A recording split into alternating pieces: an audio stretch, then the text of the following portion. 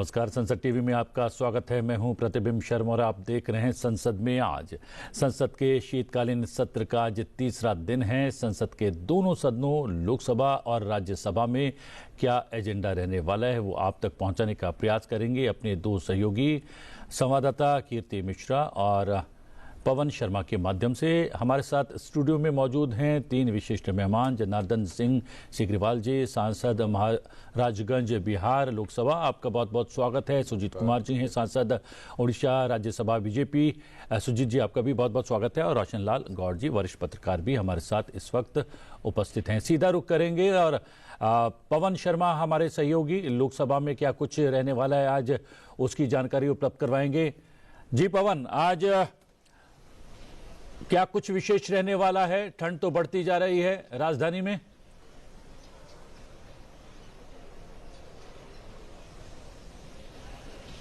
प्रतिबिंब बिल्कुल, क्योंकि बाहर तो शायद अगर ठंड है तो जो संसद के अंदर है वहां पे गर्माहट है। और गर्माहट इतनी ज्यादा है कि 2 दिन जो है लोकसभा में ज्यादा कार्य जो नहीं हो पाया। आज की अगर मैं बात करूं, आज के एजेंडे की बात करूं लोकसभा में, तो बहुत महत्वपूर्ण प्रश्नकाल रहने वाला है। बहुत लोगों से जुड़े हुए सवाल हैं। अगर मैं आज की बात करूं तो रेलवे से जुड़े 6 प्रश्न हैं आज, कंज्यूमर अफेयर्स से जुड़े हुए 4 प्रश्न हैं, atomic energy, communication, minority affairs से जुड़े 2 प्रश्न हैं। तो जो रेलवे है और जो कंज्यूमर अफेयर्स है वो लोगों से जुड़ा हुआ मंत्रालय सीधा, तो वैसे प्रश्न है। अगर मैं प्रश्नों की बात करूं तो असेसमेंट ऑफ पीडीएस ऑपरेशंस, ये सवाल है। नबाचरण मांझी हैं, मयूरभंज उड़ीसा से सांसद है, और इसके साथ रूप कुमारी चौधरी हैं, बीजेपी की सांसद है छत्तीसगढ़ से। उनका सवाल है कि जो पीडीएस के थ्रू, जो सार्वजनिक वितरण प्रणाली के थ्रू जो अनाज दिया जाता है उसके संबंधित प्रश्न है। लोगों से जुड़ा हुआ सवाल है, कई जगह कुछ समान नहीं रहता तो उससे रिलेटेड ये चीजें उन्होंने पूछी है। राज्यवार क्या क्या स्थिति है वो उनका सवाल है। इसके साथ जागो ग्राहक जागो जो अभियान चलता है कंज्यूमर अफेयर्स डिपार्टमेंट की तरफ से ही, उससे जुड़ा हुआ भी सवाल है। राजेंद्र सिंह है, ये जयपुर रूरल जो है वहां के सांसद हैं राजस्थान के, उनका सवाल है जागो ग्राहक जागो अभियान से जुड़ा हुआ। तो ये सीधा जो है जनता से जुड़ा मामला है। इसके अलावा कल्याण बनर्जी जो टीएमसी के सांसद है, उनका प्रश्न है metro services between Kolkata and सब अर्बन एरियाज। जो कोलकाता के सब अर्बन एरियाज हैं वहां तक बहुत सारी पिंक लाइन जो एक मेट्रो बिछ रही है उससे संबंधित सवाल है, उसकी प्रगति के बारे में वो पूछ रहे हैं। इसके अलावा राजेश रंजन जो पप्पू यादव है, पूर्णिया से निर्दलीय सांसद है, उनका सवाल फेक न्यूज से रिलेटेड है कि बहुत सारी भ्रामक चीजें सोशल मीडिया पे आती हैं और ये बहुत बड़ी चुनौती बन गई आजकल। इससे संबंधित सवाल जो है वो पप्पू यादव का है। इसके साथ expansion of 5G services, CP Joshi है चित्तौड़गढ़ राजस्थान से, कि जो ग्रामीण इलाके हैं और जो बॉर्डर एरिया है राजस्थान के, वहां पे 5G सर्विसेज की स्थिति कैसी है, क्योंकि बॉर्डर एरिया में सिग्नल्स की समस्या रहती है, तो उससे संबंधित उनका सवाल है। उसके अलावा amendment to the civil liability for nuclear damage act 2010 और एटॉमिक एनर्जी एक्ट 1962 से रिलेटेड डॉक्टर शशि थरूर का प्रश्न है। वो कह रहे हैं कि जो एटॉमिक प्लांट लगते हैं, न्यूक्लियर प्लांट लगते हैं, उसके नजदीक जो लोग रहते हैं उनको जो मुआवजा मिलता है उससे रिलेटेड ये सवाल है। और जो एक्ट्स में परिवर्तन की बात है वो कब होगा, उससे रिलेटेड उनका संबंध है। और रेल लाइन का स्टेटस जो है, क्योंकि 6 प्रश्न हैं तो पूरे सांसद जो है रेल लाइन का, उनके क्षेत्रों में रेल लाइन का स्टेटस कैसा है। और केरल में जो महिलाओं के साथ कुछ रेलवे में घटना हुई, उनके ऊपर अटैक बढ़े हैं, सीपीएम के एक सांसद हैं, उनकी तरफ से सवाल है कि रेलवे की स्थिति कैसी है और महिलाओं पे जो अटैक बढ़ रहे हैं उसके लिए सरकार क्या कर रही है। तो ये सारे जनता से जुड़े सवाल हैं, तो महत्वपूर्ण प्रश्नकाल रहने वाला है। इसके अलावा प्रतिबिंब 7 जो मंत्री हैं वो पेपर ले करेंगे, एक रिपोर्ट जो है वो भी पेश होनी है। और इसके अलावा जो चर्चा के लिए जो बिल है आज, क्योंकि पहले दिन जो है 3 बिल इंट्रोड्यूस किए गए थे सरकार की तरफ से। हम जैसा जानते हैं कि ये पब्लिक डोमेन में है कि 10 नए बिल सरकार इस सत्र में ला रही है, शीतकालीन सत्र में, और ये सारे के सारे बिल आर्थिक सुधार से जुड़े हुए हैं। तो इसमें एक बिल जो पहले दिन पेश किया गया था, उसमें एक बिल है the central excise amendment bill 2025। ये जो है सेंट्रल एक्साइज एक्ट 1944 में संशोधन करता है। और प्रतिबिंब इसमें मुख्य बात यह है कि जो तंबाकू उत्पाद हैं उनके ऊपर जो जीएसटी कंपनसेशन सेस लगाया जाता है, उसकी जगह ये बिल लेगा कि जो तंबाकू उत्पाद हैं उनकी, जैसे सिगरेट है, पान मसाला है, गुटखा है, जिनको कि सिन गुड्स की कैटेगरी में रखा जाता है, उन पे अभी जीएसटी 40% है। तो उसके ऊपर उनसे जो आय होगी, टैक्स लगाने का प्रावधान इस बिल में है। जो लगेगा वो जो पहले वाला जीएसटी कंपनसेशन सेस है उसकी जगह ये बिल लेगा। इसका मकसद जो है प्रतिबिंब वो ये है कि जो जनता का स्वास्थ्य है, जनता से जन स्वास्थ्य के लिए जो सुविधाएं दी जाती हैं, आयुष्मान भारत और बाकी योजनाएं जो स्वास्थ्य की चलती है, या स्वास्थ्य सेवाओं को ग्रामीण इलाकों में सुदृढ़ करने की बात है, उसके लिए फंड जुटाना सरकार का मकसद है। और राष्ट्रीय सुरक्षा के लिए भी फंड जुटाना इस बिल का मकसद है। क्योंकि एक बिल और भी परसों पेश किया गया था, हेल्थ से लेकर नेशनल सिक्योरिटी अमेंडमेंट बिल, ये भी 2025 का बिल है जो पेश किया गया था। तो ये संबंधित बिल है। मकसद दोनों जो बिल्स का है वो यही है कि जो जन स्वास्थ्य है, लोगों का स्वास्थ्य के लिए आपने जो जानकारी उपलब्ध करवाई है, हम अपने विशेषज्ञों से उस पर बातचीत करेंगे। और जनार्दन जी, जो हमारे सहयोगी बता रहे थे कि बहुत महत्व के प्रश्न जो है प्रश्नकाल में लगे हुए हैं, रेल मंत्रालय से सर्वाधिक प्रश्न पूछे जाने वाले हैं। और मैं आंकड़ा देख रहा था कार्यक्रम शुरू होने से पहले, तकरीबन जो है 31,810 किलोमीटर नई रेल ट्रैक जो है बिछाई गई हैं पिछले 11 वर्षों में। कितने महत्व के प्रश्न होते हैं रेलवे से जुड़े हुए? देखिए, प्रश्न तो सभी महत्व के होते हैं, और जो भी प्रश्न है वो जनहित का ही होता है, देश हित का होता है, क्षेत्र के विकास के हित का ही होता है। जहाँ तक रेल की आप पर्टिकुलर आप बात कर रहे हैं, रेल वास्तव में जो गति शक्ति योजना के माध्यम से हो, या फिर रेल में इतना आमूल चूक परिवर्तन आया है 14 के बाद आज तक अगर हम देखें तो कभी हमने सपना में भी नहीं सोचा था। अब रेल के प्लेटफॉर्म आज एयरपोर्ट के जैसे रेल के प्लेटफॉर्म भी आज आपको देख रहे हैं, रेलवे जंक्शन आज यह देख रहे हैं। रेलवे में भी इतनी सुविधाएं माने बढ़ाई गई है, वंदे भारत ट्रेन हो, बुलेट ट्रेन हो, अलग से किसानों के हित के लिए, खास कर करके किसान से संबंधित जो उनके उपज हैं उनके लिए ऐसी ट्रेनों से एक जगह से दूसरे जगह भेजने की बात हो, और चाहे अलग से प्रधानमंत्री के बड़ी सोच कि किसानों के हित के लिए, चाहे व्यापारियों के हित के दृष्टि से अलग से जो हमारे मालगाड़ियां हैं, मालगाड़ियों के अलग ट्रैक बनाने की बात हो, यह तमाम सुविधाएं रेल की दृष्टि से आज बढ़ाई जा रही। वंदे भारत ट्रेन की अगर बात करें तो एक समय सीमा के अंदर आप अभी बैठिए, एक समय सीमा के अंदर आप गंतव्य स्थान पर पहुंच जाते हैं, सारी सुविधाएं आप उतर करके फिर अपने काम में लग जाते हैं, पूरे काम करने के बाद फिर घर अपने वापस आ जाते हैं। तो ये सुविधाएं बड़ी अमूलचूक परिवर्तन हुई है। और रेल के क्षेत्र में अगर ऐसे मैं कहूं तो पूरे देश में यह अपना जो परिवर्तन हुआ है, पूरे दुनिया भारत के रेल की तरफ अब देख रही है, और भारतीय रेल आज दुनिया में एक अलग परचम लहराने का काम कर रही है। मैं भारतीय रेल को, देश के यशस्वी प्रधानमंत्री नरेंद्र मोदी जी को और इससे विभाग के माननीय मंत्री को हृदय से बधाई और धन्यवाद करता हूं कि आपने एक अच्छी और ऊंची सोच लगा करके रेल को भी लोगों की एक यात्रा की सुविधा के साथ साथ उनके अलग से भी आप देख रहे हैं कि रेल में भी अगर कहीं बच्चे अगर उनको दूध की आवश्यकता हो, वहां से आप सीधे जी चलती ट्रेन से भी आप वहां करें, अगले स्टेशन पर बदलते भारत की तमाम चीजें सुविधाएं रेल में बढ़ाई गई है। इसलिए रेल से लगे प्रश्न की महत्व को हमें जितना ज्यादा कह सकते हैं वह कम ही होगा। यह भारतीय रेल भारत की जीवन यात्रा की एक बहुत बड़ा महत्वपूर्ण अंग है। मैं भारतीय रेल को हृदय से बधाई करता हूं, देश के प्रधानमंत्री और भारतीय रेल के माननीय मंत्री को भी बधाई और धन्यवाद करता हूं। सुजीत जी, वैसे तो राज्यसभा में भी महत्वपूर्ण प्रश्न लगे हुए हैं प्रश्नकाल के दौरान, लेकिन रेल की बात चल रही है और बताया जा रहा है कि 11 वर्षों में क्या कुछ बदलाव आया है और बदलाव की परिचायक बन गई है भारतीय रेल। लेकिन अगर प्रश्नकाल की बात करें, प्रश्नकाल में अलग अलग मंत्रालयों से संबंधित बहुत ही महत्व के प्रश्न पूछे जाते हैं और एक अवलोकन हो जाता है कि क्या कुछ हुआ है, क्या कुछ रह गया है, क्या कुछ किया जाना बाकी है। इतना महत्वपूर्ण है रेल के संदर्भ में, आप कैसे देखते हैं इसे? देखिए, मैं बिल्कुल सहमत हूँ मेरे सहयोगी जनार्दन जी की बातों से। देखिए, आज हमारी जीडीपी $4 ट्रिलियन हो चुकी है और दुनिया की चौथी बड़ी अर्थव्यवस्था हम लोग बन चुके हैं और तीसरी बड़ी अर्थव्यवस्था बनने की कगार में है। लेकिन कोई भी देश की जीडीपी, उसकी आर्थिक अभिवृद्धि के लिए जो कनेक्टिविटी सबसे बड़ा महत्व होता है उसका, और उसमें रेल कनेक्टिविटी बहुत ही अहम माना जाता है। देखिए, कोई भी देश में जहाँ पे आप आज चाइना का देखिए, या यूएस ले लीजिए, यूरोपियन कंट्रीज ले लीजिए, इनकी रेल व्यवस्था में जो पहले से जो सुधार और जो तरक्की हुई थी उसके बदौलत ये देशों आगे बढ़े थे। तो आज हमारी देश की जो पिछले 10-11 साल में रेल एक 2-3 पहलू हैं इसमें। एक तो जो नंबर ऑफ किलोमीटर्स उसमें बढ़ोतरी हुई है, सुविधाओं में बढ़ोतरी हुई है। वर्ल्ड क्लास जैसे रेलवे स्टेशन हो या रेलवे ट्रेन्स हो, ये इनकी बात भी अभी कही गई, इस सब का अभी आपने देखा ही है देश में। और जो एक सिक्योरिटी एस्पेक्ट है, देखिए अभी सेफ्टी एंड सिक्योरिटी उसमें भी काफ़ी अभी हमारे देश में सुधार आया है। मैं उड़ीसा से आता हूँ, मैं आपको बता सकता हूँ पहले उड़ीसा को सालाना रेल बजट में 1000 करोड़ के आसपास मिलता था, 900-1000 करोड़ के आसपास रेल बजट में हम लोग को मिलता था।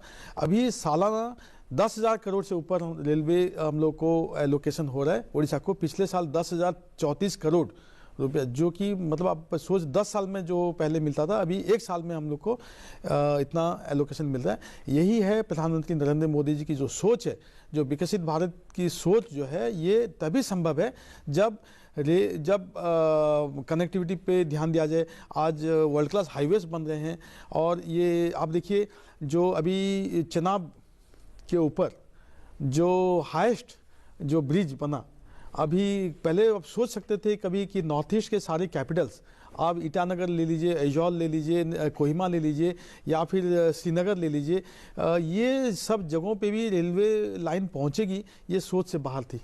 आज देश का हर कोना रेलवे लाइन से जुड़ा हुआ है। उड़ीसा में कई सारे जिले थे, उड़ीसा में लगभग 12 जिले थे जहां पे रेलवे लाइन नहीं था, अभी उड़ीसा के हर जिले में रेलवे लाइन पहुंच रही है। तो मैं मानता हूं कि ये बहुत ही मतलब ऐतिहासिक जो जिसको ट्रांसफॉर्मेशन कहते हैं अंग्रेजी में, ऐतिहासिक ट्रांसफॉर्मेशन हो रही है रेलवे की और इसके साथ पूरे देश की। जी, और हम ग्राफिक के माध्यम से लोकसभा और राज्यसभा के एजेंडे पर नजर डालेंगे, लेकिन उससे पहले एक टिप्पणी में रोशन जी से। रोशन जी, पहले माना जाता था कि जिस राज्य का जो है रेल मंत्री हुआ करता था, वहाँ को लेकर ज़्यादा घोषणाएं होती थी, वो सीधे तौर पर पॉलिटिकल हो गया था ये पूरा मंत्रालय। लेकिन अब जो है मंत्री भी बदल गए हैं, मंत्रालय भी बदल गया है और सोच भी बदल गई है। क्या देखिए, सबसे जो अच्छी बात हुई है कि रेल बजट जो था उसको आम बजट में मर्ज कर दिया गया। तो जो आपने बात कही कि जिस राज्य का रेल मंत्री होते थे वो अपने राज्य में लेके जाते थे, तो वो सब चीज़ें खत्म हो गई। और जो हमने सदन में देखते थे कि जब भी रेल बजट आता था, शोर शराबा होता था कि हमारे यहाँ लाइनें कम डाल दी या हमें कम प्रोविज़न किया गया है। तो रेल बजट जब आम बजट में मिल गया तो उसकी एक तो संख्या बढ़ गई। जो पहले हम देखते थे 30, 35, 40 करोड़, 1000 करोड़ होता था, वो इस बार बढ़कर 2,65,000 करोड़ हुआ है। फिर हमने देखा कि जैसे सड़कों के बारे में कहा जाता है कि प्रतिदिन 30 से 35 किलोमीटर पर डे बन रही है रोड, और अब हम रेलवे का देख रहे हैं कि 14 kilometre 15 kilometre road rail track per day बिछाई जा रही है। ये बहुत बड़ी उपलब्धि, क्योंकि रेल ट्रैक बिछाना बहुत मुश्किल होता है। तो रेल का जो हमारे देश की धड़कन है, हमारी इकोनॉमी की धड़कन है, जितनी ज़्यादा कनेक्टिविटी होगी देश उतना ही तेज़ी से प्रगति करेगा। और जो नए ज़माने की ट्रेन है, जैसे हमने वंदे भारत देखी, हमने RRTS देख रहे हैं और मेट्रो तो जगह जगह बिछ गई है। तो ये सब चीज़ें कुल मिलाकर देश की अर्थव्यवस्था को बहुत तेज़ी से आगे बढ़ा रहे हैं। और हम देखते थे कि रेल फाटक जो थे उनको भी हटाया गया है और अंडर पासेज जो हैं बड़ी संख्या में बनाए गए हैं। 460 किलोमीटर के रेल टनल्स बनाए गए हैं। गति जो है, जो बाधित होती थी रेल की, उन तमाम बाधाओं को हटाने का प्रयास भी किया गया है। सही है, आप सही बात पे ध्यान दिलाया है कि पूरे गति शक्ति योजना के तहत जितने जो ढाले जो बंद रहते थे, बंद होने के कारण लोगों को प्रॉब्लम होता था, वो तमाम प्रॉब्लम दूर हो जाता। मैं उसके प्रॉब्लम में, चूंकि एक ग्रामीण क्षेत्र से मैं आता हूँ, प्रॉब्लम ऐसे होता, ढाले बंद हैं, मरीज जा रहा है और ढाले बंद होने की वजह से मरीज ढाले पर दम तोड़ देते थे। ऐसे बहुत सारी घटनाएं होती थी। लेकिन आज सरकार ने, रेल मंत्रालय ने यह योजना बनाई है कि पूरे देश स्तर पर कहीं भी कोई ढाला सिस्टम नहीं रहेगा, या तो फिर अंडरपास होगा या फिर फ्लाईओवर होगा। यह तमाम सिस्टम आज लगभग 99% स्तर पर वह पहुंच गई है और इसका लाभ गति में भी आ रही है। हम आधे घंटे, घंटे भर कभी कभी जाम हो जाता था तो रुके रहते थे ढालों पर, अब उसकी रुकने की कहीं गति की आवश्यकता नहीं है। हम अपने स्थान से चलते हैं, गंतव्य स्थान पर पहुंचते हैं, उसमें रेल क्रॉसिंग हमको कहीं बाधा नहीं दे रही है। और यह एक बड़ी सोच है, एक छोटी सोच नहीं है। और बड़ी सोच की वजह से गति हमारी बढ़ी है और गति के कारण हम और काम में आगे बढ़े हैं और दूसरे बहुत सारे जान को भी हम बचाने का इसमें काम कर रहे हैं, जो आए दिन लगभग ऐसे ढालों के वजह से हो जाते थे। आज वह घटनाएं भी हमारे एम्बुलेंस इत्यादि भी नहीं फंस रहे हैं। सीधे अगर कहीं कोई मरीज हुआ तो सीधे अस्पताल तक जाते हैं। रेल के ढालों की वजह से जो प्रॉब्लम होती है वह ढाले की प्रॉब्लम आज समाप्त हो गई। और यह भारत सरकार की सोच के लिए मैं देश के प्रधानमंत्री जी को और फिर से रेल मंत्री और रेल विभाग को बधाई करता हूं, धन्यवाद करता हूं कि आपके गति शक्ति योजना वास्तव में जीवन में गति लाने का काम किया है। भारतीय रेल भारत वासियों के जीवन में गति ला करके और उनको एक अमूल चुक परिवर्तन में लाकर खड़ा करने का काम किया है। जी हाँ, और संसदीय कार्रवाई में गति आने की एक सूचना भी आई है। 2 विषयों पर सोमवार से चर्चा प्रारंभ होने वाली है लोकसभा और राज्यसभा के भीतर। और आज क्या कुछ रहने वाला है राज्यसभा के भीतर, कृति मिश्रा हमारी सहयोगी हमारे साथ जुड़ी हुई हैं। कृति, क्या कुछ विशेष है आज?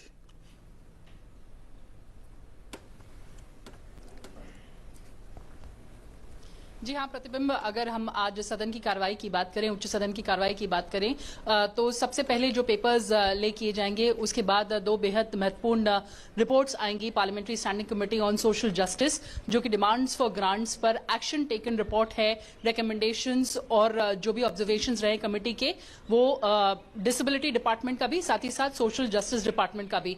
इसके अलावा मोशन फॉर इलेक्शन आएगा, जो एजुकेशन मिनिस्टर धर्मेंद्र प्रधान जी लाएंगे, जो कि एक मेंबर के इलेक्शन के लिए है, आईआईसी बैंगलोर के लिए। इसके अलावा अगर हम क्वेश्चंस की बात करें तो देखिए क्वेश्चंस में बेहद महत्वपूर्ण मंत्रालय हैं आज। कोऑपरेशन मंत्रालय है, होम अफेयर्स मंत्रालय है, इसके अलावा फिशरीज मंत्रालय, साथ ही साथ education, highways, skill development, social justice, tribal affairs ministry, इन सभी मंत्रालयों से सवाल किए जाएंगे। और कुछ बेहद महत्वपूर्ण सवाल हैं, जैसे समग्र शिक्षा में कितना एलोकेशन है, इसके अलावा लीडरशिप और मेंटरशिप ट्राइबल गर्ल्स के लिए किस तरह से की जा रही है, अनऑथराइज कंस्ट्रक्शन जो हाईवेज पर है उसको हटाने के लिए सरकार क्या कर रही है, मेंटेनेंस ऑफ गवर्नमेंट स्कूल उसके लिए क्या किया जा रहा है। तो बेहद महत्वपूर्ण सवाल भी पूछे जाएंगे। और अगर हम गवर्नमेंट बिजनेस की बात करें तो देखिए सेकंड हाफ में बेहद महत्वपूर्ण रेजोल्यूशन आज है। देखिए हमने देखा कि कल किस तरह से राज्यसभा में the Manipur GST second amendment bill pass हुआ है। इसके अलावा आज भी मणिपुर से रिलेटेड एक रेजोल्यूशन है। जैसा कि हम सब जानते हैं कि 13 फरवरी 2025 को राष्ट्रपति जी ने एक प्रोक्लेमेशन इशू किया था आर्टिकल 356 के तहत, जिसके तहत जितने भी मणिपुर लेजिस्लेटिव असेंबली के पावर्स हैं वो पार्लियामेंट के अंडर से एग्जीक्यूट किए जाएंगे। तो इसके तहत आज एक रेजोल्यूशन लाया जाएगा जो कि water prevention of control of pollution है, जिस पर आज राज्यसभा में चर्चा होगी और रेजोल्यूशन लाया जाएगा ताकि मणिपुर लेजिस्लेटिव असेंबली इसको अडॉप्ट कर सके। तो ये है एजेंडा आज उच्च सदन का। प्रतिबिंब, कृति, जानकारी के लिए बहुत बहुत धन्यवाद। हमारी सहयोगी कृति मिश्रा जानकारी उपलब्ध करवा रही थी। राज्यसभा के भीतर क्या कुछ रहने वाला है, ये परिनियत संकल्प जो है कितना महत्वपूर्ण है, और ये भी सीधे तौर पर मणिपुर से जो है संबंध रखता है और वहाँ के जल प्रदूषण और जल नियंत्रण को लेकर एड्रेस करता है।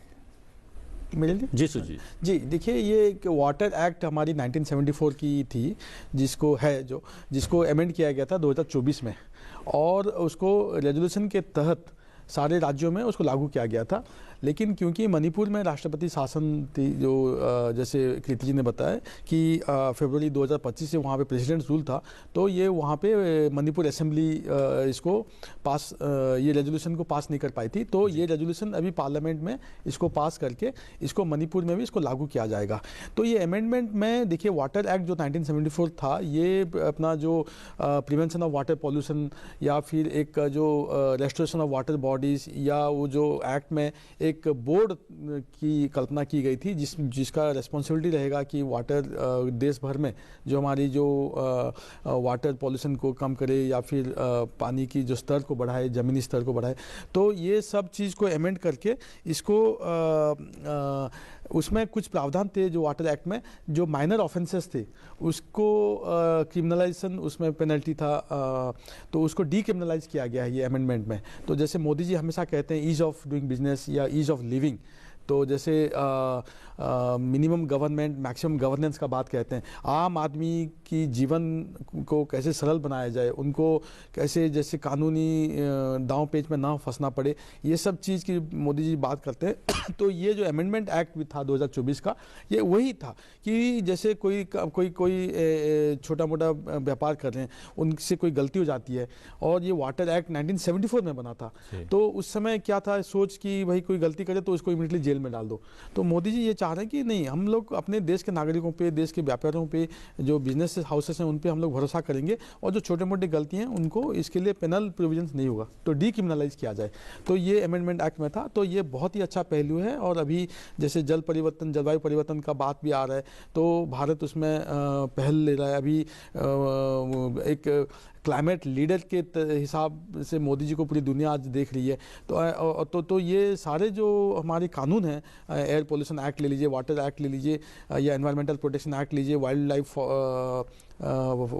एक्ट ले लीजिए, तो ये सारे एक्ट्स को अभी अपने जो अभी समय के हिसाब से उसको बदलाया जा रहा है, और उसको देश के हित में लाया जा रहा है। और ये अपनी आर्थिक प्रगति में भी मदद करेगा, और देश की जो अपने जो पर्यावरण है इसको भी ठीक रखने का इस पर काम रहेगा। रोशन जी, ये एक बात जो है सरकास्टिक वे में भी जो है सोशल मीडिया पर लगातार जो है चलती रहती है कि यहाँ पर ऐसे कानून हैं, अंग्रेज़ों के ज़माने के ऐसे कानून थे, अब उनको रिमूव किया जा रहा है, हटाया जा रहा है, और जो है नए विधेयक लाकर कानूनों का रूप दिया भी जा रहा है, जिसमें पुलिस से जुड़े हुए 3 कानून भी अभी इंट्रोड्यूस किए गए हैं। वो भी जो है पहले आधिपत्य जमाने के लिए देश में इसलिए वो कानून बनाए गए थे, अब जो है अधिकार नागरिकों को कानूनी रूप से कैसे मिले, इसलिए ये 3 कानून लाए गए हैं। लेकिन एक बात ये चलती है कि यहाँ पर घास काटने तक पर सजा का प्रावधान रहा है अंग्रेज़ों के बनाए गए कानून के मुताबिक, लेकिन भारत में घुसपैठ जो हमारे भूमि पुत्रों के अधिकारों को, उनके अधिकारों से वंचित करते हैं, उनके लिए सजा के प्रावधान की जब बात की जाती है तो उसमें थोड़ा सा राजनीति आ जाती है। बिल्कुल, देखिए जब अंग्रेजों ने कानून बनाया, जैसे आईपीसी बनाया, इंडियन पिनल कोड, भारतीय दंड संहिता, वो दंड के लिए था कि अंग्रेजों के खिलाफ जो बोलेगा उनको दंड मिलेगा, चाहे लिखने पढ़ने की बात हो, चाहे उनके खिलाफ अगर आपने आवाज़ उठा ली तो उनको दंड मिलता था। तो अभी जब वो भारतीय न्याय संहिता बना है, तो न्याय संहिता लोगों को न्याय दिलाने के लिए बना है कि अगर आपके साथ अन्याय हुआ है तो उसे न्याय कैसे दें। और आप पिछले 10 सालों में देखें तो करीबन 1400-1500 कानून तो ऐसे थे जो रिडेंडेंट हो गए थे। और जैसे अभी आप बता रहे थे कि जहाँ छोटे मोटे क्राइम पर सजा मिलती थी उनको हटाया गया, यानी ईज ऑफ डूइंग बिजनेस किया गया। तो उसके लिए सरकार लगातार प्रयास कर रही है। और अभी जो मणिपुर में तो चूँकि इसलिए यहाँ पार्लियामेंट में चर्चा हो रही है कि वहाँ राष्ट्रपति शासन है, और कल ही वहाँ जो जीएसटी को लेकर एक बिल पास हुआ है कि वहाँ भी जो सरकार ने जीएसटी में छूट दी थी वो वहाँ लागू हो सके। और ऐसे जल प्रदूषण को लेके आज जो उसमें जो पर्यावरण मंत्री हैं भूपेंद्र यादव उसको पेश करेंगे, और वो भी मुझे लगता है कि आसानी से पास हो जाएगा। जी, तो सरकार का जी बोलिए। तो वो सरकार का काम जो है कि जो काम आसान कैसे हो, लोगों की जो परेशानी है उनको कैसे दूर किया जाए, उस पर फोकस है। जनार्दन जी, ये मैंने ये अभी अपनी सहयोगी कृति से जब बात कर रहा था उससे पहले मैंने बात की थी कि एक अच्छी सूचना ये है कि राज्यसभा और लोकसभा में 2 विषयों पर चर्चा शुरू होने वाली है सोमवार से। तो क्या माना जाए उसका असर जो है आज भी लोकसभा की कार्रवाई पर नजर आएगा, और प्रश्नकाल और जो है पूरा जो एजेंडा जो है उस पर कार्य हो पाएगा लोकसभा के भीतर आज? देखिए, कार्य तो होना ही चाहिए, क्योंकि लोकसभा जब भी चलता है तो लोकसभा चलने के समय पूरे देश का नजर रहता है, दुनिया का भी नजर रहता है कि भारतीय लोकसभा जब चल रही है तो क्या हो रहा है, कुछ नया हो रहा है। और कोई भी माननीय सदस्य चाहे राज्यसभा के हों चाहे लोकसभा के हों, काफी मेहनत से अपने प्रश्न करते हैं, प्रश्न उनका आते हैं, तो प्रश्न के माध्यम से उनके विकास भी उसमें जुड़ा हुआ रहता है, बहुत सारे चीज़ों का समाधान जुड़ा हुआ रहता है। लेकिन 2 दिन इस तरीका से चला गया महागठबंधन के हठधर्मिता की वजह से, हमें लगता है कि यह नहीं जाना चाहिए था। लेकिन आज से जो ऐसी पहल हुई है हमारी सरकार की तरफ से, माननीय लोकसभा अध्यक्ष जी की तरफ से, माननीय राज्यसभा के माननीय सभापति जी की तरफ से, तो आज से चलना चाहिए। हमें लगता है कि यह सुबुद्धि होगा महागठबंधन के लोगों के लिए कि चले, हम इतने महत्वपूर्ण विषयों पर चर्चा करेंगे। वंदे भारत के साथ मैंने वंदे मातरम जो 150 वर्ष जो हमारे पूरे हुए हैं उसमें देश के यशस्वी प्रधानमंत्री जी हमारे वंदे मातरम पर चर्चा करेंगे, उस पर विशेष रूप से, और चुनाव में हमें कैसे, उसका जो लोग नाम चाह रहा था उस पर नहीं, चुनाव सुधार के स्तर पर, चुनाव में सुधार और क्या आवश्यकता है, चुनाव में और क्या सुधार किया जा सकता है, जबकि चुनाव में भी बहुत सुधार हुए हैं। आप देखे होंगे, हम सब एक ध्यान में है कि पहले चुनाव में किस तरीका से लोग मसल पावर का प्रयोग करता था, बैलेट लूट लो, बूथ छाप दो, लेकिन आज तमाम चीजें चुनाव आयोग और चुनाव के माध्यम से हमें लगता है कि उस सब पर भी बहुत सारे रोक लगाए गए, अंकुश लगाए गए हैं। अब अलग अलग सुविधाएं भी अलग बढ़ाई जा रही है, इसका लाभ मिलेगा, और चर्चा जब होगी तो अलग अलग चीजें अलग अलग माननीय सदस्यों के माध्यम से भी आते हैं, तो सरकार भी उसको ग्रहण करती है। आप सब देखें भी होंगे और संज्ञान में भी आता है कि जब विपक्ष की तरफ से भी कुछ ऐसे प्रश्नों के जवाब आते हैं, और जवाब के चाहे उनके प्रश्न जब आते हैं तो उसके माध्यम से सरकार भी उसको एक्सेप्ट भी करती है जहां आवश्यकता होती है। तो उनको यह हमें लगता है कि समझ में रहना चाहिए विपक्ष के लोगों को कि हम अच्छे प्रश्न करें, सरकार उसको जवाब दे, जिससे आपके क्षेत्र के अलावा पूरे देश की गति बढ़े, पूरे देश की समस्याओं का निदान हो। जिस तरीका से लगातार 2014 के बाद यह विकसित भारत की तरफ भारत बढ़ रहा है, देश के यशस्वी प्रधानमंत्री जी दुनिया में भारत के नाम को जिस तरीका से रोशन कर रहे हैं, जिस तरीका से भारत के शान शौकत को दुनिया के प्लेटफॉर्म पर मजबूती से स्थापित करने का काम हुआ है, हमें लगता है इस पर पूरे भारत वर्ष के लोगों को गर्व है। तो इसमें हमारे विपक्ष के लोगों को भी गर्व होना चाहिए कि यह भारत है, हम पहले भारतीय हैं, पहले हम राष्ट्रीय हैं, तब हम कोई दल के हैं, या उनके अंदर भावना होनी चाहिए जो कि महागठबंधन के अंदर जो कमी है उस कमी को पूरा करते हुए उसको भारतीय भावना को अपने अंदर पहले स्थापित करें। पहले भारत जिंदाबाद, भारत माता की जय हो, यह हमारे लिए सबसे बड़ा महत्वपूर्ण है। उसके बाद आप अपना दल और अपना रखिए, लेकिन महागठबंधन पहले अपना रखता है, दल रखता है, तब देश की बात सोचता है। तो हमें लगता है कि यह उनके लिए भी और देश के हित के लिए भी नहीं है, और देश के लोग भी उनके प्रति जो भावना रखते हैं वो सही नहीं रखते हैं इसके वजह से। सुजीत जी, ये दो विषयों पर जो है चर्चा सोमवार से शुरू होने वाली है दोनों सदनों के भीतर, लेकिन अगर बात करें अन्य विधायी कार्यों की भी, तो प्रश्नकाल बहुत महत्वपूर्ण हो जाता है, और एक जो है एक आम सहमति बनी भी हुई है, जो है वो कागज पर भले ही ना हो, लेकिन आम सहमति बनी हुई है कि कोई भी विघ्न होगा, कोई भी शोर शराबा होगा या चर्चा की मांग की जाएगी, लेकिन प्रश्नकाल जो है बाधित नहीं किया जाएगा। लेकिन प्रश्नकाल बाधित हो रहा है, और हम देखते हैं कि प्रधानमंत्री ने जब इस सत्र की शुरुआत हुई थी इस विषय को उठाया भी था। उन्होंने कहा था कि पार्टी पॉलिटिक्स से परे बहुत सारे सांसदों की पीड़ा है ये कि वो अपने संसदीय क्षेत्र, अपने लोगों और अन्य जो है समसामयिक विषयों को सदन के माध्यम से, प्रश्नकाल के माध्यम से उठाना चाहते हैं, लेकिन उठा नहीं पाते हैं। इसमें सत्ता पक्ष और विपक्ष नहीं है, सभी पक्ष के सांसदों की ये पीड़ा थी, और इस पीड़ा को जो है जाहिर भी किया प्रधानमंत्री ने। जी देखिए, एक आम सहमति बनी थी कि प्रश्नकाल और शून्यकाल ये दोनों को सुचारू रूप से चलने दिया जाएगा, लेकिन विपक्ष देखिए ये अपने बातों से मुकर गई है, और ये जो प्रश्नकाल शून्यकाल सब इसमें भी ये लोग शोर शराबा करके पार्लियामेंट में हंगामा कर रहे हैं। ये बहुत ही दुखद बात है। देखिए, लोगों की काफ़ी उम्मीद रहती है जब हमारे सांसद दिल्ली जाएंगे और सदन में हमारी जो क्षेत्र की बातें हो या फिर राज्य की बातें हो या देश हित की बात हो, ये सब बातों को उठाएंगे। और जो सांसद भी हैं, देखिए उनको बहुत कम मौका मिलता है पार्लियामेंट में बोलने, खासकर जो पहले बार आते हैं या दूसरी बार आते हैं या फिर जो छोटे पार्टी से आते हैं। तो उसमें जब प्रश्नकाल और शून्यकाल जब ये शोर शराबा हंगामा के चलते हो नहीं पाता है, तो ये बहुत ही बड़ा नुकसान है देश के लिए। और जो जनप्रतिनिधि होने के नाते हमारे जो लोग हैं, हमसे इतनी उम्मीद रखते हैं कि हमारे जो विषय को उठाएंगे संसद में, तो ये हो नहीं पाता है। तो मैं तो हमेशा मैं हमेशा ये अपील करता हूँ, और प्रधानमंत्री जी भी ने, जैसे आपने कहा कि आप अपना बात रखिए। एक डेमोक्रेसी में विपक्ष को हक है और उसका कर्तव्य भी है कि अपना बात रखना, लेकिन एक कंस्ट्रक्टिव क्रिटिसिज्म होना चाहिए। एक डिबेट हो, आप डिबेट में पार्टिसिपेट कीजिए, अपना बात रखिए, आलोचना, खूब आलोचना कीजिए।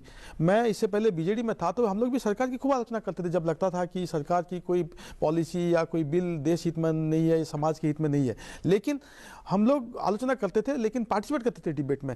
तो यही रवैया होना चाहिए कि एक विपक्ष का कर्तव्य है, उसका अधिकार है कि सरकार की आलोचना करें, जो सरकार की कमियां उसको सामने लाएं। उनको लगता है अगर ये सरकार की कुछ नीतियां देश के लिए नहीं है, हित में या समाज के हित में नहीं है, तो उसको लाओ। लेकिन आप शोर शराबा करते हो, आप जाके वहाँ पे स्लोगन शाउटिंग करते हैं, आप प्लेकार्ड्स दिखाते हैं, वहाँ पे चेयर में चढ़ने की कोशिश करते हैं, तो ये विपक्ष को ये समझना चाहिए कि लोग उनको बार बार क्यों, खासकर कांग्रेस पार्टी को ये एक निरीक्षण करना चाहिए कि क्यों उनको लोग बार बार उनको नकरा रहे हैं, क्योंकि उनका यही रवैया है, क्योंकि ये लोग देश के हित में नहीं है।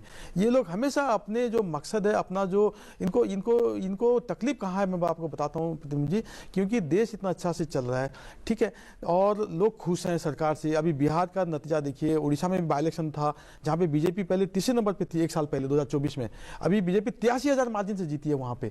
तो ये सब चीज़ पच नहीं रहा है कांग्रेस को और अन्य विपक्षी दलों को। तो ये लोग नहीं चाहते कि सरकार की जो अच्छी नीतियाँ ये लोगों के सामने आए, सरकार की इतनी अच्छी नीतियाँ ये सदन में इस पर बहस हो। देखिए, मैं मणिपुर का बात आपको करता हूँ, 2 साल तक ये हंगामा करते रहे कि मणिपुर पर चर्चा कीजिए, चर्चा कीजिए, चर्चा कीजिए। कल राज्यसभा में जैसे मणिपुर जीएसटी अमेंडमेंट बिल आया तो ये लोग वॉकआउट कर गए, ठीक है। आज भी देखिए, आज ये यही करने वाले हैं, जब रेजोल्यूशन आएगी ना ये यही करेंगे। तो इनकी मतलब ये विडंबना देखिए, तो दिस इज द आयरनी। तो ये सरकार ये हर विषय पे चर्चा करने के लिए तैयार है। देखिए, इनकी मांग थी कि इलेक्टोरल रिफॉर्म्स पे आप लोग चर्चा करें। 10 घंटे अभी एलोकेशन हुआ है, 9 तारीख को, शायद 9 तारीख को, 8 तारीख को वंदे मातरम पे 10 घंटे की चर्चा होगी, 9 तारीख को इस पे इलेक्टोरल रिफॉर्म्स की चर्चा होगी। तो सरकार पूरी तैयार है, सरकार चाहती है कि आलोचना हो और डिबेट हो, लेकिन आप बोलेंगे कि नहीं मैं जो कहूँगा वही ठीक है और मैं मतलब मेरे हिसाब से होगा तर्क, तो ऐसा तो नहीं चलेगा। ये तो गणतंत्र है। आप अभी चला गया वो एक परिवार की जो यहाँ पे चल रही थी 60 साल तक शासन, वो नहीं है अभी देश में। और सबसे बड़ी बात है कि विपक्ष के एक माननीय सांसद हैं, उनका मैं नाम नहीं लूंगा, उन्होंने किसी दूसरे संदर्भ में कहा था, लेकिन उनका संदेश था, उन्होंने कहा था कि आप जमकर, आप क्योंकि राजनीतिक दल हैं, राजनीतिक लोग हैं, तो आप राजनीति करें, लेकिन जब देश का कोई विषय हो या फिर देश में सुधारों से जुड़ा हुआ कोई विधेयक हो, कोई कार्य हो, उसमें कहीं ना कहीं सहयोगात्मक आपका रवैया रहना चाहिए। आप दोनों माननीय सांसद, आप दोनों को संसद की कार्रवाई में सम्मिलित होने के लिए जाना होगा। आप दोनों का बहुत बहुत धन्यवाद। और हम जो है रोशन जी से बात करेंगे आज के एजेंडे की। एक बार नजर डाल लेते हैं ग्राफिक के माध्यम से। लोकसभा में आज अगर बात विधायी कार्यों की बात करें तो आज लोकसभा में एक बिल विचार तथा पारित की जाने के लिए लिस्टेड है। वित्त मंत्री निर्मला सीतारमण केंद्रीय उत्पाद शुल्क संशोधन विधेयक 2025 यानी the central excise amendment bill 2025 पर विचार और पारित किए जाने का प्रस्ताव करने वाली हैं। वहीं राज्यसभा में सरकारी कार्य की बात करें तो पर्यावरण, वन एवं जलवायु परिवर्तन मंत्री भूपेंद्र यादव मणिपुर में जल प्रदूषण निवारण तथा नियंत्रण संशोधन अधिनियम 2024 को अपनाने के संबंध में परिनियत संकल्प पेश करेंगे। इस पर चर्चा के लिए 3 घंटों का समय तय किया गया है।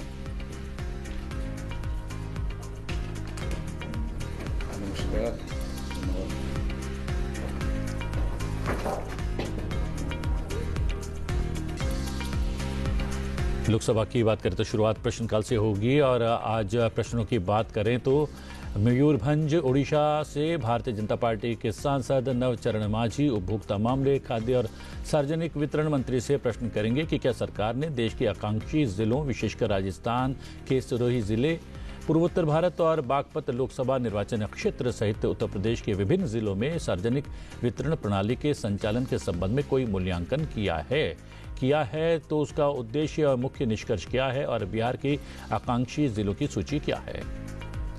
आरा बिहार से भारतीय कम्युनिस्ट पार्टी मार्क्सवादी लेनिनवादी लिबरेशन के सांसद सुदामा प्रसाद सांख्यिकी एवं कार्यक्रम कार्यान्वयन मंत्री से सेवा क्षेत्र के लिए डेटा सेट से जुड़ा हुआ प्रश्न करेंगे। उद्योग क्षेत्र के विपरीत सेवा क्षेत्र के लिए डेटा सेट की अनुपलब्धता के कारणों का ब्यौरा क्या है। क्या सरकार का विचार डेटा सेट के उपलब्धता के लिए ऐसे कोई उपाय शुरू करने का है और यदि है तो इस संबंध में की गई पहल का ब्यौरा क्या है।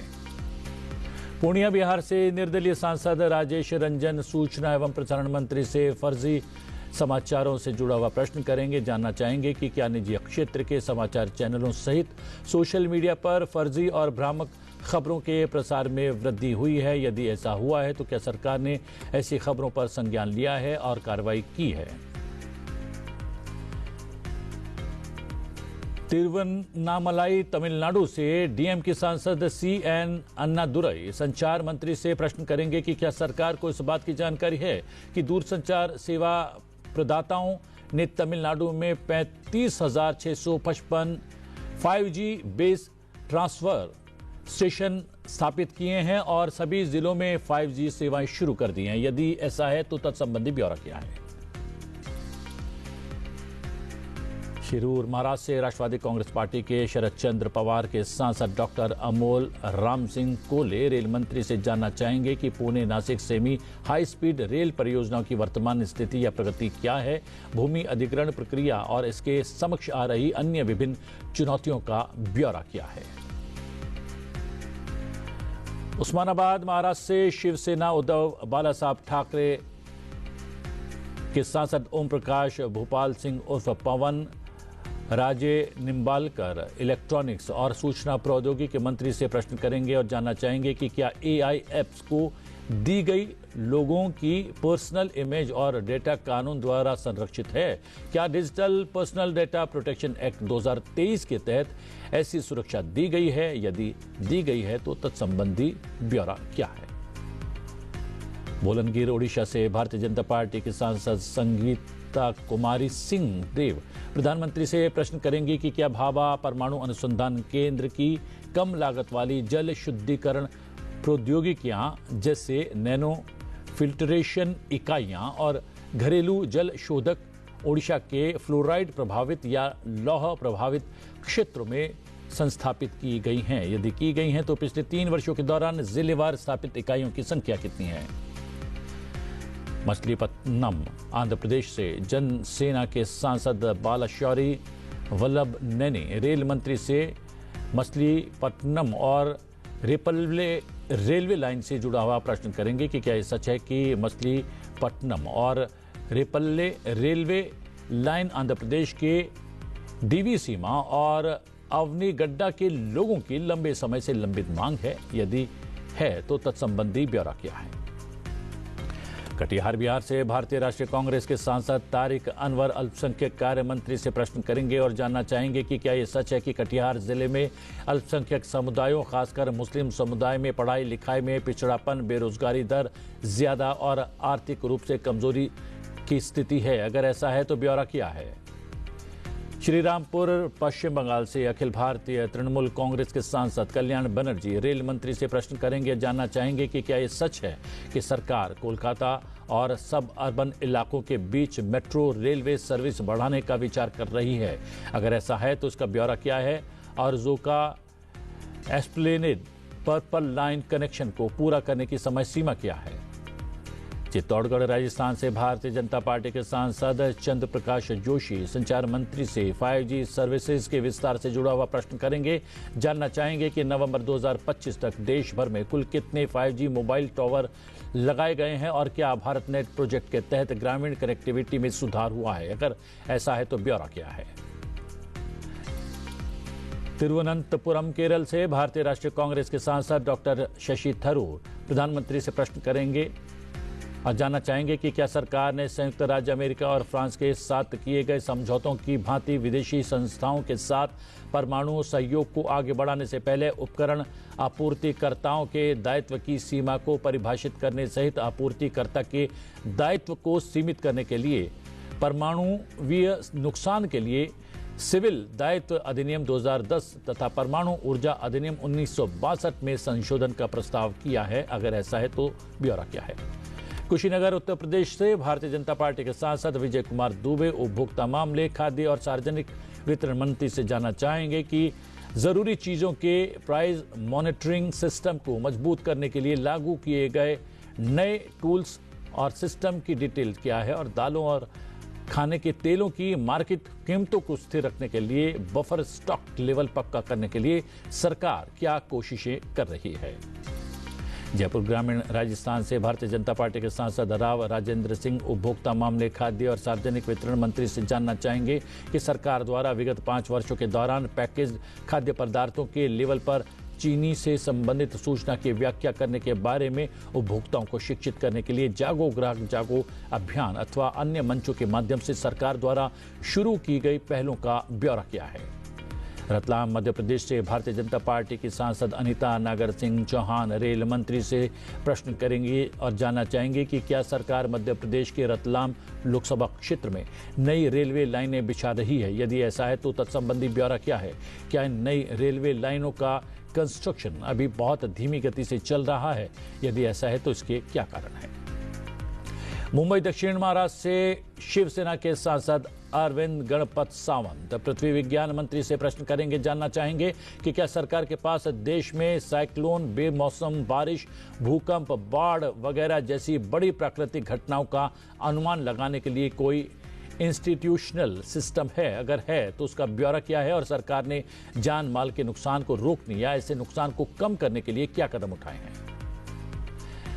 बहराइच उत्तर प्रदेश से भारतीय जनता पार्टी के सांसद डॉक्टर आनंद कुमार गोंड रेल मंत्री से जानना चाहेंगे कि क्या बहराइच जरवल रोड नई रेलवे लाइन की डिटेल्ड प्रोजेक्ट रिपोर्ट तैयार कर ली गई है, क्योंकि उक्त रेलवे लाइन के लिए सर्वे का काम पूरा हो चुका है। अगर ऐसा है तो उसकी डिटेल्स क्या हैं, अगर नहीं तो उस प्रोजेक्ट की डीपीआर पूरी होने की टाइमलाइन क्या है। रायचूर कर्नाटक से भारतीय राष्ट्रीय कांग्रेस के सांसद अजीत कुमार नायक अल्पसंख्यक कार्य मंत्री से पूछेंगे कि national minorities development and finance corporation द्वारा लागू की गई योजनाओं का ब्यौरा क्या है और उनके उद्देश्य क्या हैं और पिछले 5 सालों में एनएमडीएफसी की शुरुआत से लेकर अब तक की योजनाओं के तहत राज्यों यूटीज को दिए गए और जारी किए गए कुल फंड का ब्यौरा सालवार और राज्य यूटीएस वार क्या है। कोल्लम केरल से रिवॉल्यूशनरी सोशलिस्ट पार्टी के सांसद एनके प्रेमचंद्रन उपभोक्ता मामले, खाद्य और सार्वजनिक वितरण मंत्री से जानना चाहेंगे कि क्या सरकार को इस बात की जानकारी है कि नवंबर 2025 में केरल को अत्यधिक गरीबी मुक्त राज्य घोषित किया गया है। यदि ऐसा है तो तत्संबंधी ब्यौरा क्या है। अल्थोर केरल से भारतीय कम्युनिस्ट पार्टी मार्क्सवादी के सांसद के राधाकृष्णन रेल मंत्री से जानना चाहेंगे कि क्या सरकार को केरल में रेलगाड़ियों और रेलवे परिसरों में महिला यात्रियों के विरुद्ध हिंसा और हमलों की बढ़ती घटनाओं की जानकारी है, जिसमें राज्य में हाल ही में दर्ज वर्कला ट्रेन हमले का चौंकाने वाला मामला भी शामिल है। यदि ऐसा है तो पैसेंजर सिक्योरिटी, खासकर महिलाओं की सिक्योरिटी को मजबूत करने के लिए सरकार ने क्या कदम उठाए हैं या उठाए जा रहे हैं। तमाम जो है प्रश्न हैं, बहुत महत्व के प्रश्न हैं और उसमें से रेल से जुड़े हुए प्रश्नों पर हम लोग पहले ही चर्चा कर चुके हैं। उसके अलावा जो है भाभा परमाणु अनुसंधान केंद्र की कम लागत वाली जल शुद्धिकरण इकाइयों से जुड़ा हुआ प्रश्न पूछा गया है कि वो किन किन क्षेत्रों में लगाई गई हैं और क्या कुछ उसकी अभी स्थिति है, कितना महत्वपूर्ण है। देखिए बहुत ही महत्वपूर्ण है और ये महत्वपूर्ण इसलिए भी है कि जैसे अभी हम इससे पहले चर्चा कर रहे थे कि क्लाइमेट चेंज के कारण बहुत सारी परेशानियां खड़ी हो रही हैं। नदियों में पानी का स्तर कम हो रहा है और प्रदूषण के कारण जो जल प्रदूषण है वो भी दिक्कत है। तो अभी सरकार ने सोचा कि जो समुद्र का पानी है जी उसको पीने लायक कैसे बनाया जाए। तो भाभा परमाणु को ये जिम्मेदारी सौंपी गई है कि आप इस पर कुछ कीजिए और कुछ ऐसी तकनीक डेवलप कीजिए, क्योंकि समुद्र का पानी अथाह है, उसका अगर आपने उसको पीने योग्य बना दिया तो आप उसका इस्तेमाल कर सकते हैं। तो ये हो सकता है। और इसके अलावा मेरे ख्याल से कि जो और भी जितने भी आपने अभी प्रश्न किए हैं, एक एक प्रश्न महत्वपूर्ण है और देश के जो आम जनता है, जनता से जुड़े हुए प्रश्न हैं। और जब ये आएंगे मैं उम्मीद करूंगा कि आज प्रश्नकाल चले और लोगों की जो भावना है वो हमारे सांसद उसको प्रकट करें। इसके अलावा भी बहुत महत्व के प्रश्न हैं जिसमें हम लोगों ने जो है सेमी जो है हाई स्पीड ट्रेन्स की तो बात कर ली है, लेकिन हम देख रहे हैं कि अहमदाबाद से मुंबई के बीच जो देश की पहली जो है बुलेट ट्रेन चलने वाली है उसको लेकर भी कार्य बहुत प्रगति पर है और माना जा रहा है कि 2027 तक ये कार्य पूरा भी हो जाएगा और देश को पहली हाई स्पीड यानी कि बुलेट ट्रेन मिल जाएगी। उसको लेकर क्या कुछ जानकारी है? देखिए, एक तो उसमें तो सबसे बड़ी बात है कि वो ट्रैक बहुत तेज़ी से बन रहा है वो बहुत तेजी से ट्रैक बन रहा है। और कुछ कुछ जगह में कहीं कहीं जो जमीन अधिग्रहण को लेकर कहीं कहीं कुछ कुछ बहुत छोटे स्तर पर विवाद चल रहा था, वो भी समाप्त हो गया। और मुझे लगता है कि 2027 तक जब ये काम हो जाएगा, प्रधानमंत्री उसका उद्घाटन करेंगे, तो देश को एक नई ट्रेन मिलेगी, एक नया बुलेट ट्रेन जिसको हम कहते हैं कि आपका हाई स्पीड ट्रेन होगी। जैसे अभी मैं अगर आप देखें कि दिल्ली से मेरठ के बीच में जो 1.5-2 घंटा आपका समय लगता था, अभी 40 मिनट का समय लग गया। तो अब हवा की स्पीड से अब ट्रेन चल रही है, ये मुझे लगता है कि ये भी हमें बुलेट ट्रेन में देखने को मिलेगी। जी हाँ, इसके अलावा अल्पसंख्यकों से जुड़ा हुआ एक प्रश्न पूछा गया है। अल्पसंख्यकों की स्थिति दयनीय बताई जा रही है। वो जो है शिक्षा में जो है खासे पिछड़े हुए हैं, नौकरियों में पिछड़े हुए हैं। उनके लिए क्या कुछ योजनाएं हैं, क्या कुछ सरकार कर रही है, वो जानना चाह रहे हैं माननीय सांसद।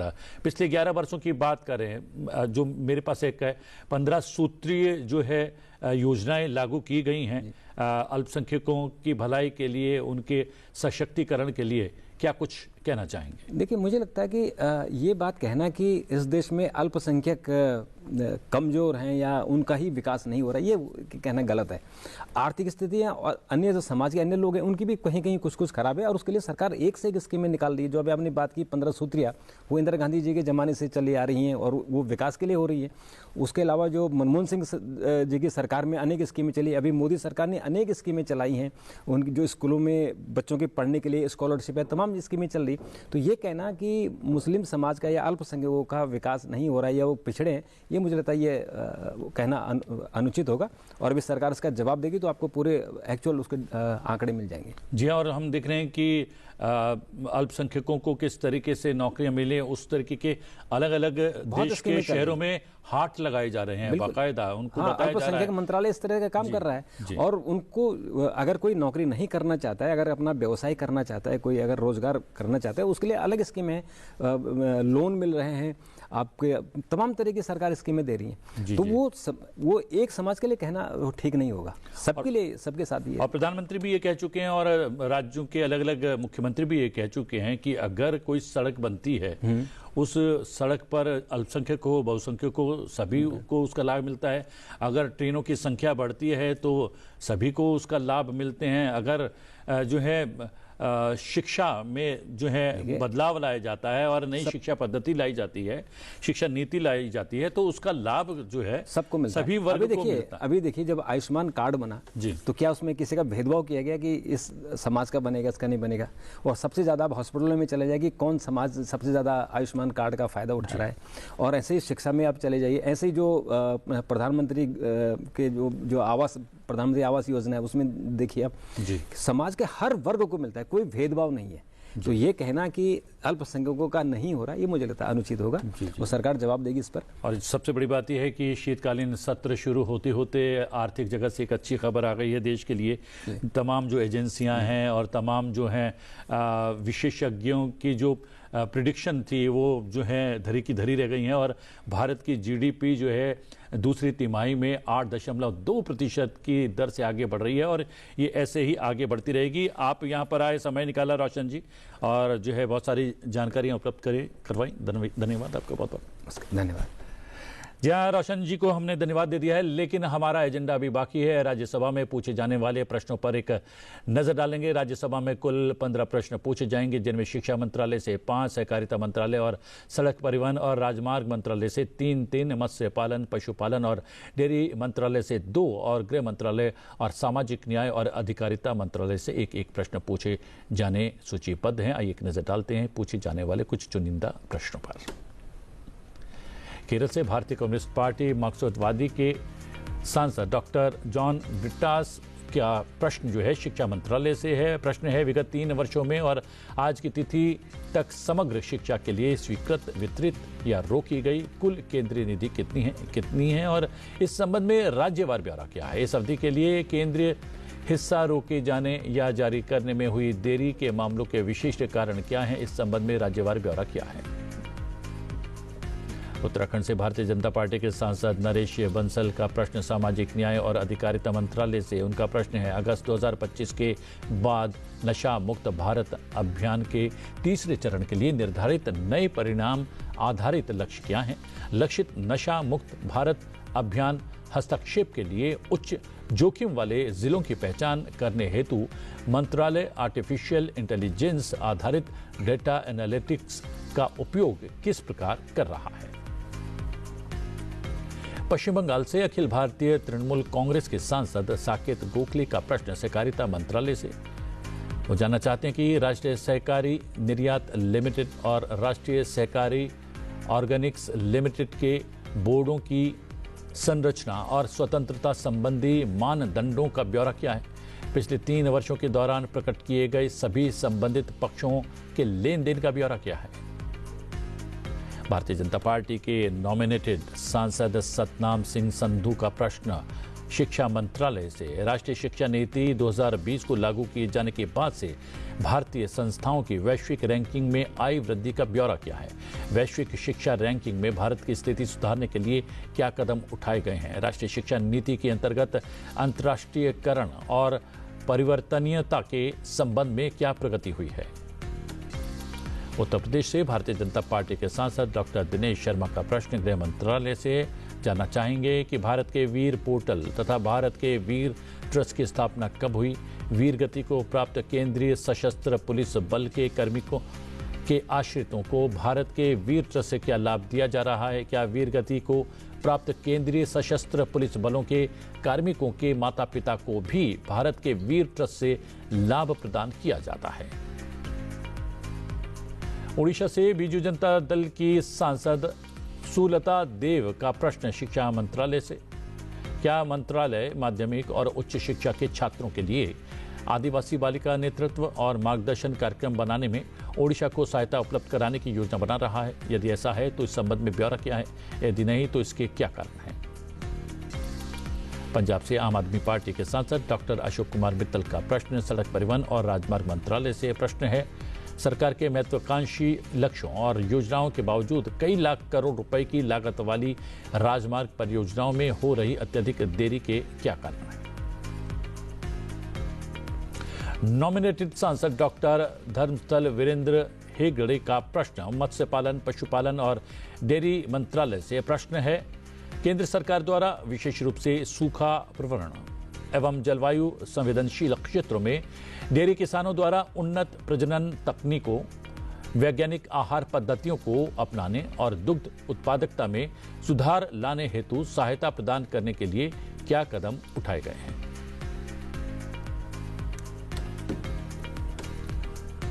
संसद में आज के लिए इतना ही। मुझे दीजिए आज्ञा, बने रहिए संसद टीवी के साथ, क्योंकि थोड़ी देर में हम आपको लेकर चलेंगे और दिखाएंगे लोकसभा राज्यसभा की आज की कार्रवाई की सीधी तस्वीरें। नमस्कार।